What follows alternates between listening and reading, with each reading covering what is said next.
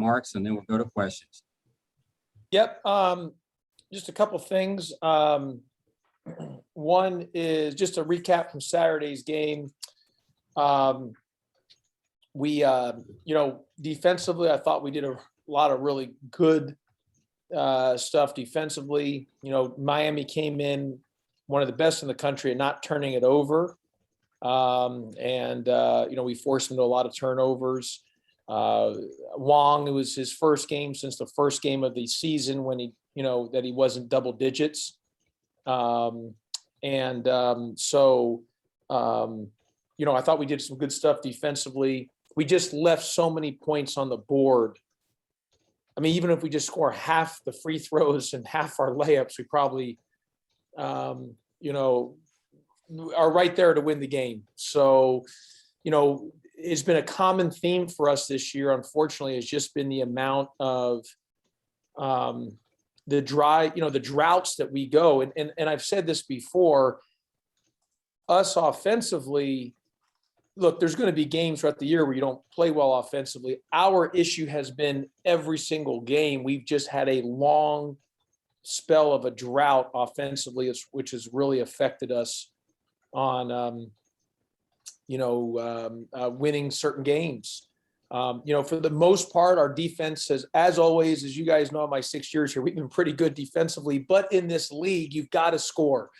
And this year, we've struggled to score at times. We've really struggled to score, and we're getting good looks, missing some layups here and there, missing some free throws. We are young in a lot of spots. It reminds me of, and I said this on my radio show last night, even like Alvarado, you guys remember his first 2 years, I mean, he struggled offensively.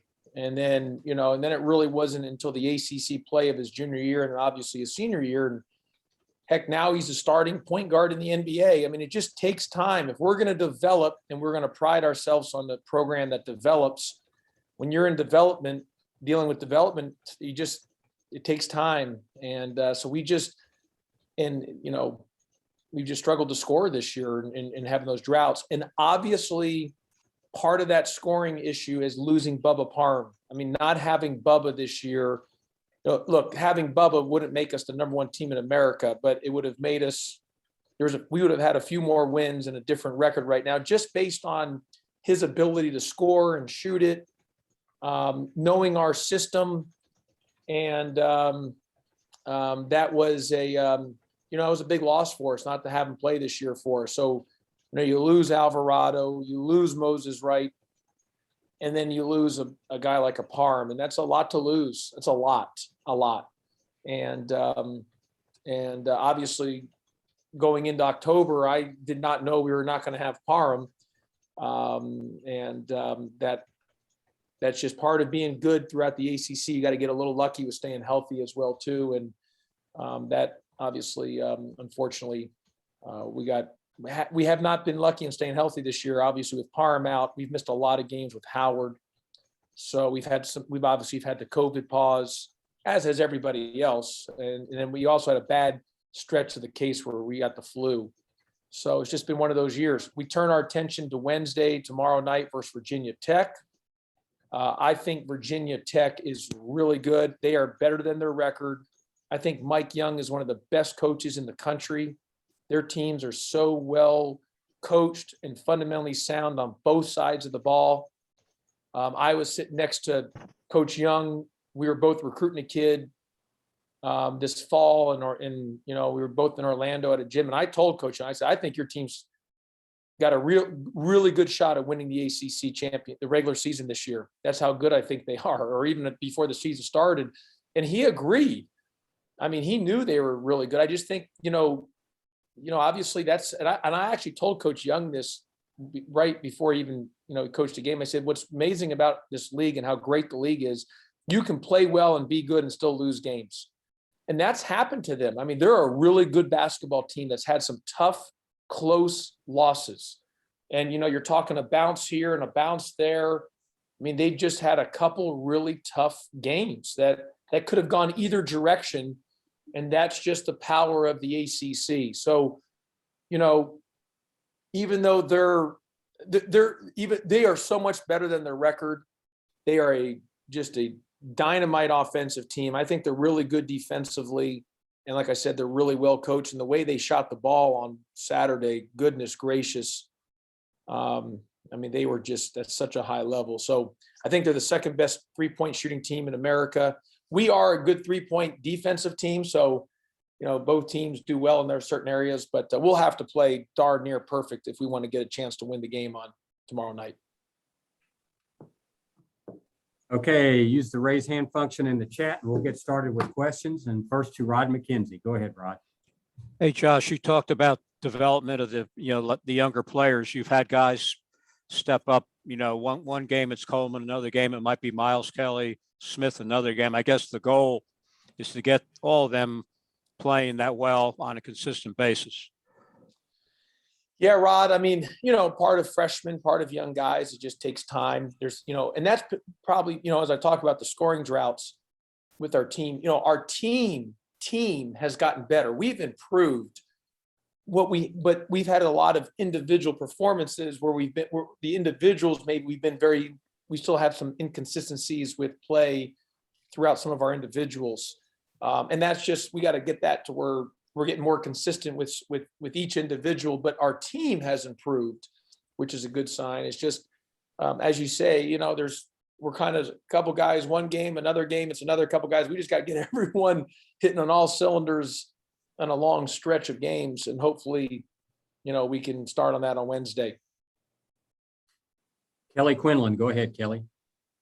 Has there been anything in particular in the last 2 years that it's clicked in the second half of the season when you guys go on these runs? I know scheduling and there are a lot of other factors and health, but is there anything in particular you can put your finger on why you guys have played well when your backs are more against the wall in the second half of ACC play? Kelly, I think it's, three things. One is in all my years, I really feel as 13 years as head coach, all of my teams that I've coached have always gotten better.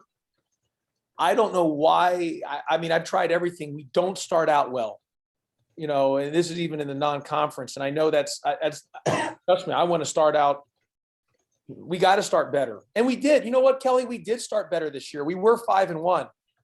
I mean, with the win at Georgia, obviously, so we did start better. We just went in that stretch where you're, LSU or Wisconsin, North Carolina, LSU, USC, whatever the order of those games were. And obviously we didn't get a win in 8, but we started out 5-1. So I shouldn't say that we started out better. Yes, we dropped that first game, but we won 5 straight. But my teams have always gotten better. I think that's been a staple of ours too. I think, I've always tried to remain upbeat and positive, even when you are going through some, tough stretches. I mean, my first 8 years as a head coach, we never lost 3 games in a row. Most was only 2. 7 years at Memphis in the first year here. That's a heck of a stat. I like to say first 8 years, never had 3 losses. Part of that is because we try to stay upbeat and positive. And then the third thing I would say is, I just think, when your back's against the wall and you're playing in desperation mode, you can't get into a fetal position. You've got to punch your way off the ropes. Otherwise you're just going to get knocked out. And I've been, that's something that we talk about time. You got to fight back and fight back in a hurry. Mark Berman from the Roanoke Times. Go ahead, Mark. Hey, Josh. When you just to follow up on what you were saying, when you watch the tape of their win in Tallahassee, I guess what did you do? Look at it and say, okay, well, Florida State didn't do this very well defensively, so now I know we need to do this on defense on Wednesday, or what? What kind of defensive thoughts came to mind as you watched the Hokies' 18 3-point performance there?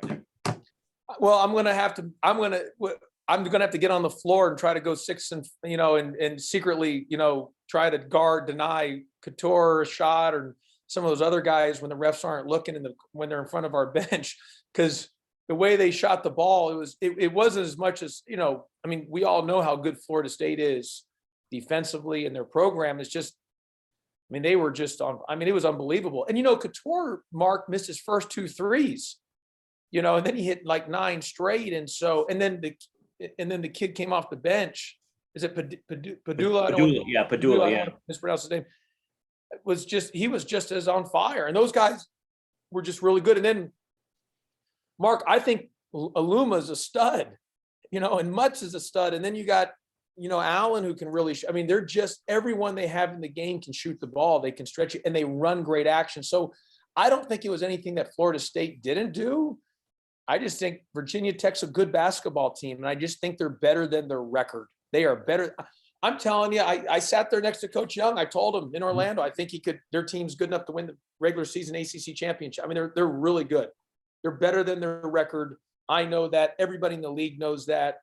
If they were going to get hot, as I mentioned yesterday, I hope it was after our game. So I'm hoping maybe it was just a 1-game deal, but they've been shooting the ball really well. It wasn't just Saturday that they were hot. They've been shooting at a high clip for most of the season. I think they're number 2 in the country in three-point offense. So we'll have to play darn near perfect tomorrow, Mark. Well, is it just you tell your guys, well, we've been good defending the 3 all year, just keep doing what we've been doing, I guess, or do you tell them? Well, I mean, we've got to do what we got to do, with us, but you're going to have to usually when you play a team, there's always maybe one or two guys that are on the floor that aren't shooters. Not with Virginia Tech, because even Mutz in conference, he's 5 for 11. Aluma's shooting, a high rate from 3. So you've got to and then those guys are good inside players too. They can score in the paint. So, they just got multiple weapons, all over the floor. And then just one last one, forgive me, because I'm sure everyone else on this knows this already, but just with Bubba there, I know he had the knee surgery before the season. Did that just not take, I guess, or does he need another operation, or what kind of ended up him not being able to play much this year? He tried to come back and he played in one game. And after the game, he was extremely sore. He couldn't practice the next couple of days. And then in the Duke game, he told me before the game, he said, my knees really hurt. I said, well, let's shut you down. He goes, no, I want to try. And then he played the Duke game and he was he wasn't himself. He couldn't, and he just wasn't able to go. And he said how sore and hurt his knees were, and he just couldn't go anymore. And so the only way to deal with that was just to shut him down and, shut him down for the year. So that was, Mark, that's a big loss for us. I mean, going into the season, I was prepared with knowing that Alvarado, when we get in the fall practice, Alvarado and Wright weren't there, but not having Bubba was a big loss. I mean, again, as I mentioned earlier, I mean, we were with Bubba, we weren't going to be number 1 in the country, but we have a different record. We have a few more wins because he would have stopped our scoring drought. We've had some serious scoring droughts. It's literally every game. He knew our system. He was older. He can shoot it. He would have helped us just win a couple more games, and not having him really affected us. And we've kind of, we've adjusted to this point now, but losing him was a big loss because it was just his experience. And I believe in getting old and staying. I believe in that. And he was an older guy for us that would have made a difference. Again, not that we would have been number 1 in the country, but just you're talking few more wins, some different outcomes, just been a different deal. Thank you. Okay, we've got 3 in the queue and we'll take those and wrap up. Ken Segura, go ahead. Josh, the steal numbers, first turnover numbers have been up defensively. And I'm sure there's a few different reasons, but I think particularly that stands out to you that's created that. Yeah, you mean for us defensively? Yeah, Right. No, if you even look last year, Ken, and the year, we've been really good at forcing teams into turnovers. It's one thing we've been really good defensively at, for the most part, is just, creating turnovers. And thankfully we are, because of our scoring droughts, we've had to score off of our turnovers. So I just think the activity that we play with, we play multiple defenses, so it can throw. We're unique. We're different. We're probably different than anybody in the league on how we play. And because of that, it can cause some opportunities to create some turnovers because of how different and unique we are with the different defenses that we play, and our hand activity. And it's allowed us to, it's been a real bright spot for our team. Kelly Quinlan and then Rod, and then we'll wrap it up. Kelly? Josh, just kind of looking ahead here at this point in the year, you've shrunk your bench back to something you're more comfortable with, and you kind of have your guys. Is it just going to continue to be like maybe this game it's Miles, maybe this game Debo gets more play time, maybe Davon gets more playing time in this game? Is it just going to be feel and how they're performing on the court that dictates what exactly that shorter rotation is? And maybe 9 guys play, but 7 actually play real minutes, that kind of thing? Yeah, I think that's correct, Kelly. I mean, in Florida State, we played 7 guys only. All 7 played double-digit minutes. And it was like, it wasn't that Davon played poorly. It was just Kyle was so good. And so I just kept kind of that group in. And then Miami, Rodney played 11. We played 8 guys with double-digit minutes. Rodney played 11, but only had 7. He played 7 or 11 minutes, Moose. I can't remember off the top of my head on versus Miami, but Florida State, he played 31. Whatever it was, he didn't play a lot of minutes versus Miami. And so that gave that opportunity for Miles because, I sized down. So to your point, Kelly, I want to keep it a smaller, tighter rotation. But a lot of that's going to be based on if that group is playing well or not.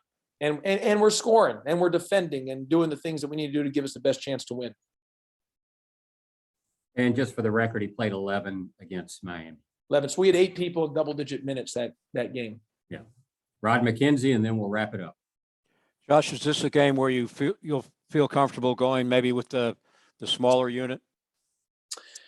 Well, I mean, I'm going to do whatever I got to do to, I think, is best to win. The issue going to smaller unit, Virginia Tech's got Aluma and Mutz. Those 2 guys are really good inside as well, too. So the smaller unit's good if you're making threes. Like it was great when we went small and we were making threes. It's not great going small and if you're not shooting the ball well.